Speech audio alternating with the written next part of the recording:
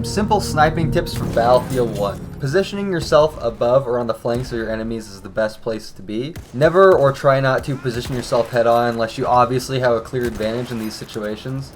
If you do this, it will generally get you killed by a non-scout class 9 times out of 10, or you'll have roughly a 50% chance to counter snipe somebody else.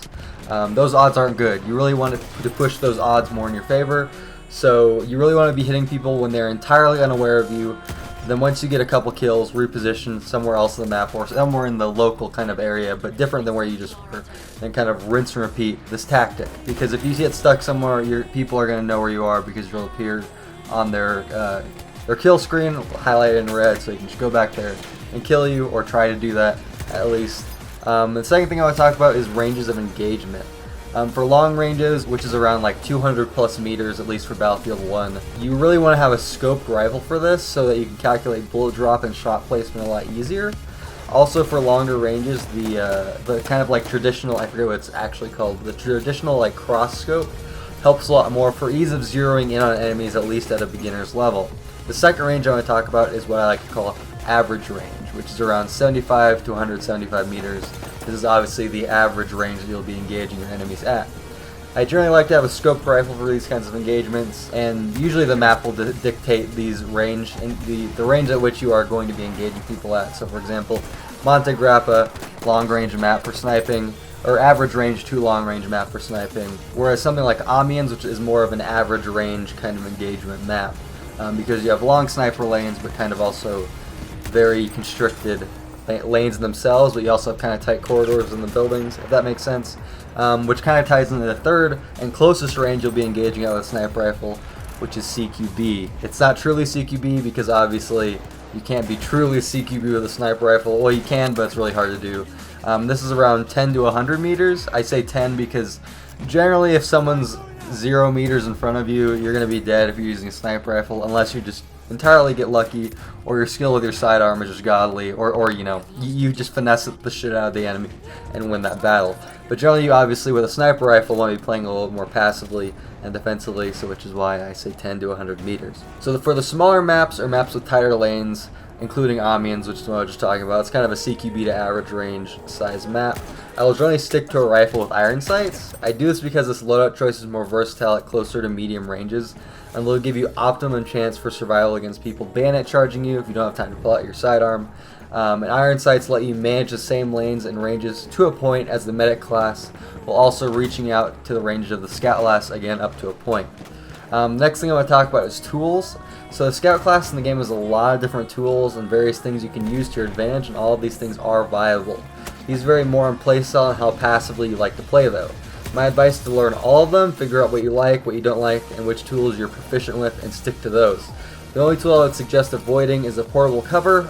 I know a lot of people like to use this, but it's definitely still a usable thing, but really only if you are a super passive, non-mobile sniper, kind of like the kind of snipers that like to sit up on the cliffs, or sit up in towers on certain maps, things like that, and just kind of pick people off from a really far distance just because it gives you that kind of little bit of extra safety. But in the other kind of non-long range engagement situations, it's a big square, and if someone sees it at all, it just basically exposes you, and it basically just protects you for the most part, at least in certain situations, from other snipers, which is 1 in 4 of the classes. So, you know, the other 3 are going to be out there gunning for you, and if they see that giant square up on a hill, they're going to run over to it, and you're probably going to die unless you just totally run away or just reposition really fast or get a good shot in. So that's what I would avoid if you're more of a kind of like half passive, half pseudo aggressive kind of sniper. And by aggressive I mean just kind of you're in a little bit more in the action than like the sniper who's sitting up on the hill. There's a lot of sniper rifles in Battlefield 1, and all of them are good in their own ranges of engagement. My personal favorite to use is the Gewehr 98 and its variants. It promotes a push/pull style of play, allowing you to hit some pretty long range shots while also having good accuracy at fairly close ranges. It's a good kind of all-around rifle, and it's definitely, I would say, a good rifle to learn straight off the bat. This is much like the tools kind of thing, where you need to find which rifle works best for you and your playstyle and use it. If you're a passive player, I know some of my friends who are more passive players like to use the Russian sniper. I don't like it. It feels too heavy, you know, quote unquote heavy, in my video game hands. And it feels too slow to use. I like a little bit faster handling when it comes to sniper rifles. And if you're more of an aggressive sniper, use an iron sight sniper, or use the SMLE, or the Lawrence of Arabia SMLE, or Smile. I like to call it Lawrence of Arabia Smile.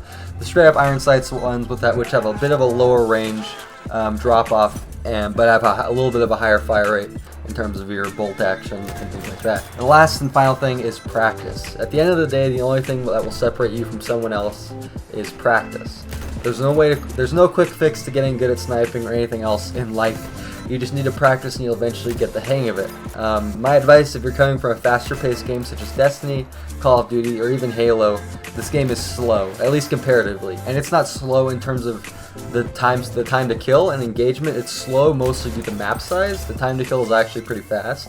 So that means you need to play defensive a lot of the time, otherwise you're just going to waste all your time running back into battle, or, you know, some kind of form of that. And it's going to get really annoying, to be honest. So if you're going to play this game, you need to have a more defensive mindset where you position, shoot, take your targets out, and then move. It's not so much like it's a map knowledge kind of thing, but it's also more of a kind of tactical, like, get your kills, get in, get out, do it quickly, efficiently, and then move to your next location of engagement. It's not like get on a 20 kill streak in the span of 5 seconds, which is cool if you can do that, but the game is more about methodical shot placement as opposed to gun your enemy down as fast as possible, then move. Thank you guys for watching this video. I hope you liked it. If you did, leave a like or a comment. I'll see you guys in the next video.